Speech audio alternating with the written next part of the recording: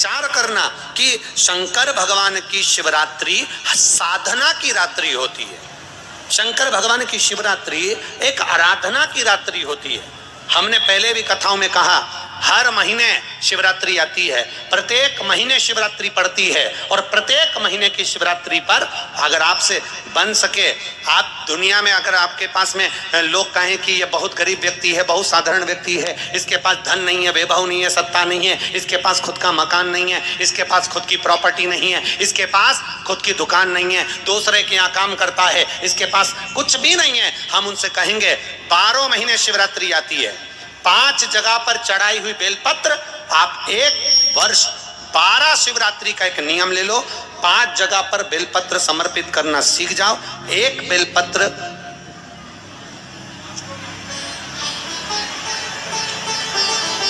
ये शिवलिंग, ये जलाधारी, बहुत ध्यान से देखना, ये चरण जहां से जल नीचे गिरता है, गणेश जी का स्थान, कार्तिकेय जी का स्थान, ये हस्तकमल माता पार्वती जी का हाथ हस्तकमल, शिवलिंग भगवान शंकर का स्थान। ऊपर से जो एक एक बूंद जल शिवलिंग के ऊपर गिर रहा है, शंकर भगवान की 5 बेटियां जया, विषहरा, शामरीबारी, दौतली, देव, बीच में जो एक मोटी सी लाइन है वो शंकर भगवान की छोटी लड़की, क्या नाम है, अशोक सुंदरी। ये पूरे शिवलिंग का वर्णन।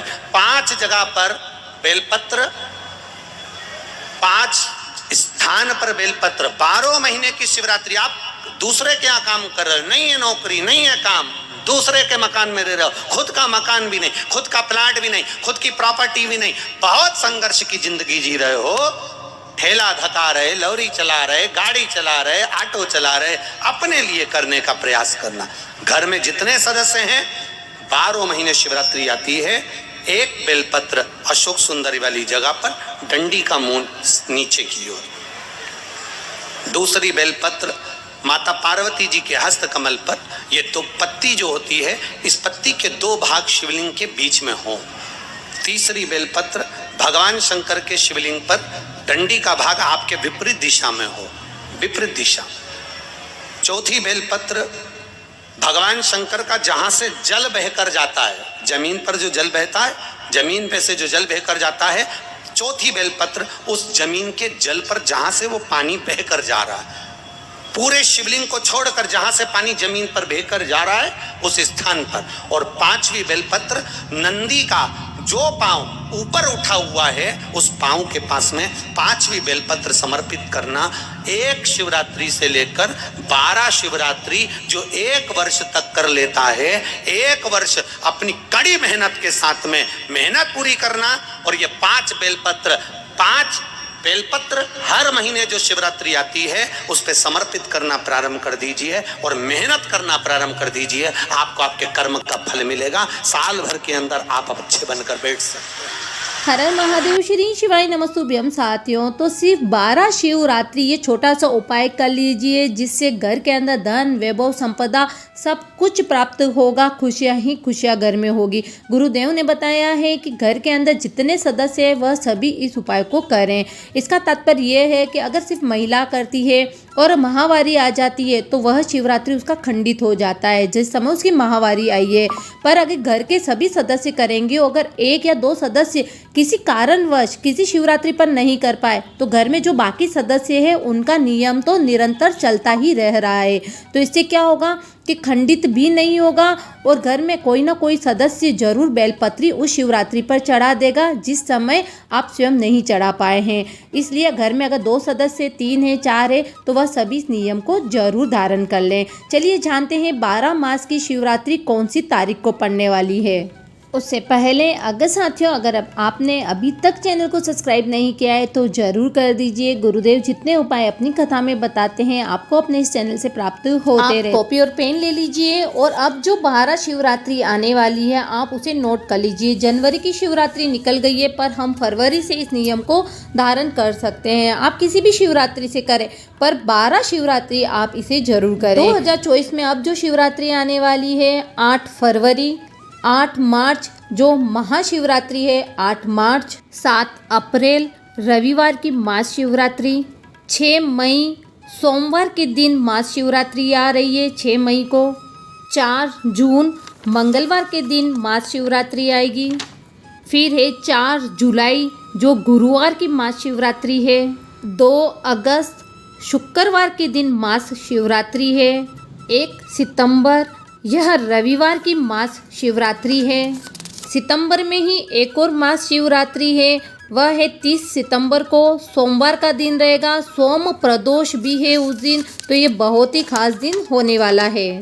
फिर है 30 अक्टूबर को कार्तिक मास की शिवरात्रि है। महाशिवरात्रि बहुत ही खास है, हनुमान जयंती भी है इस दिन। फिर आने वाली है 28 नवंबर को मार्गशीर्ष महीने की महाशिवरात्रि है, गुरुवार का दिन रहेगा, बहुत ही अद्भुत दिन है। फिर आने वाली है दिसंबर में 28 दिसंबर को शनिवार का दिन रहेगा, इस दिन शनि प्रदोष भी है। तो ये मैंने आपको 11 महीने का आपको बता दिया है। जनवरी का टाइम निकल गया है, पर ये 11 महीने हमारे पास है। उसके बाद आप जनवरी 2025 की महाशिवरात्रि को भी उपाय कर लीजिए, जिससे 12 महीनों की शिवरात्रि आपकी हो जाएगी। तो उम्मीद करती हूँ वीडियो ज़रूर पसंद आया होगा। आप चैनल को सब्सक्राइब करना ना भूलें। साथियों, एक चीज़ और आपको यहाँ बता देती हूँ, गुरुदेव हमेशा अपनी कथा में बताते हैं हमें एक नियम जरूर धारण कर लेना चाहिए, जिससे हमारे सारे काम बनते हैं, सारी मनोकामनाएं जरूर पूरी होती है। महाशिवरात्रि पर आप बेलपत्री के साथ साथ अगर 108 शिवलिंग बना करके, पार्थिव शिवलिंग बना करके, निर्माण कर करके अगर उनका पूजन अभिषेक करते हैं और जो आपकी मनोकामना है वह मनोकामना धारण कर लेते हैं, और 12 मास शिवरात्रि पर अगर इसी तरह से पूजन करते हैं तो वह निश्चित रूप से मनोकामना जरूर पूरी होती है। अगर आप 108 नहीं बना पाते हैं तो सिर्फ एक पार्थिव शिवलिंग ही बना करके पूजन अभिषेक करके उनका विसर्जन अगर करते हैं तो वह मनोकामना निश्चित रूप से पूरी होती है। तो आप चाहे तो 1 बनाइए, चाहे 108 बनाइए, पर आप मासिक शिवरात्रि पर यह नियम भी धारण कर सकते हैं। अगर कोई अटका हुआ कार्य है, नहीं बन रहा है, कोई ऐसी कामना है जो आपकी नहीं पूर्ण हो रही है, तो यह नियम भी बहुत ही अद्भुत है, बहुत ही चमत्कारी है। पार्थिव शिवलिंग का निर्माण पूजन करके उसी दिन उनका विसर्जन करना रहता है। कुछ खास अवसर पर पूर्ण रात हम रख सकते हैं शिवलिंग को, पर अगर उनका विसर्जन उसी दिन कर ले तो उचित रहता है।